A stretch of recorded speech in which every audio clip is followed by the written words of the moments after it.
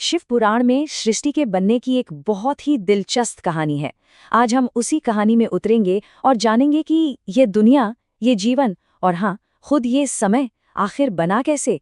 तो चलिए साथ मिलकर इस रहस्य को समझते हैं। जरा सोच के देखिए, एक ऐसा ब्रह्मांड जहां सब कुछ तो है, धरती, पानी, आग, हवा, आसमान, सब कुछ, पर कोई धड़कन नहीं है, कोई चेतना नहीं। सब कुछ एकदम शांत, एकदम स्थिर, मानो किसी चिंगारी का इंतजार कर रहा हो। तो चलिए सबसे पहले ये समझते हैं कि सृष्टि से पहले की दुनिया आखिर थी कैसी। ये दुनिया 5 मूल तत्वों पर टिकी थी, जिन्हें हम पंच महाभूत भी कहते हैं। कौन कौन से? पृथ्वी, जल, अग्नि, वायु और आकाश। मतलब सृष्टि का पूरा ढांचा तैयार था, बस इसमें जान नहीं थी। और फिर वो पल आया जिसने सब कुछ बदल दिया। शिव की इच्छा हुई कि अब इस चेतना को एक रूप दिया जाए, और बस यहीं से सृष्टि में जिंदगी की पहली हलचल शुरू होती है। अच्छा, ढांचा तो तैयार था, पर सवाल ये था कि इन बेजान तत्वों में जान आएगी कैसे।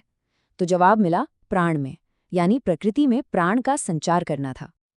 देखिए, प्राण का मतलब सिर्फ सांस लेना नहीं है, ये वो कॉस्मिक एनर्जी है, वो दिव्य शक्ति है जिसे शिव के कहने पर शक्ति ने इस पूरी प्रकृति में भर दिया, और इसी ऊर्जा से जिंदगी मुमकिन हुई।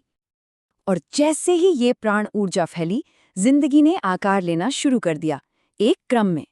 सबसे पहले क्या आया? वनस्पति, यानी पेड़ पौधे। फिर आए पानी में रहने वाले जीव, उनके बाद जमीन पर आए पक्षी और जानवर, और फिर सबसे आखिर में आए हम, यानी मनुष्य, जिन्हें सोचने समझने की शक्ति मिली थी। तो अब मनुष्य तो आ चुके थे, पर इस नई दुनिया को आगे कौन बढ़ाता, ज्ञान कौन फैलाता? इसके लिए जरूरत थी कुछ मार्गदर्शकों की, मानवता के पहले जनकों की। और यहीं पर आते हैं ब्रह्मा के मनसपुत्र। ये कौन थे? ये 8 महान ऋषि थे जो ब्रह्मा के मन से पैदा हुए थे, इसीलिए इन्हें मनसपुत्र कहा गया। और इनका काम था ज्ञान को, विवेक को पूरी धरती पर फैलाना। और फिर ब्रह्मा के मन से ही जन्मे पहले पुरुष स्वयंभू मनु और पहली स्त्री शत्रुपा। मनु, जिन्हें हम मानवता का जनक कहते हैं, और शत्रुपा, जो इस सृष्टि की पहली स्त्री थीं। माना जाता है कि हम सबका वंश इन्हीं से शुरू हुआ। तो अब देखिए, जीवन भी था, समाज भी बनने लगा था। अब इस सबको एक व्यवस्था में बांधने के लिए एक नियम की जरूरत थी, एक ऐसी ताकत जो हर चीज को कंट्रोल कर सके। और वो ताकत थी समय, यानी काल चक्र की उत्पत्ति। कहते हैं कि शिव ने खुद काल को बनाया, यानी समय को। ये वो अदृश्य धागा है जो हर पैदा होने वाली चीज को उसके जन्म से लेकर उसकी मृत्यु तक एक चक्र में बांध कर रखता है। और ये जो समय है ना, इसे 4 बड़े युगों में बांटा गया। सत्ययुग, फिर त्रेता युग, फिर द्वापर, और आखिर में कलयुग, जो अभी चल रहा है। और मजे की बात यह है कि ये एक पहिए की तरह है जो हमेशा घूमता रहता है। एक युग खत्म होता है तो दूसरा शुरू हो जाता है। चलिए अब इस कहानी के सबसे गहरे हिस्से पर आते हैं, जहां हम शिव और काल के रहस्य को समझेंगे। मतलब जिसने समय को बनाया, उसका खुद समय से क्या रिश्ता है। शिव पुराण में एक बहुत गहरी बात कही गई है कि जिसे जन्म मिला है उसे अंत भी मिलेगा।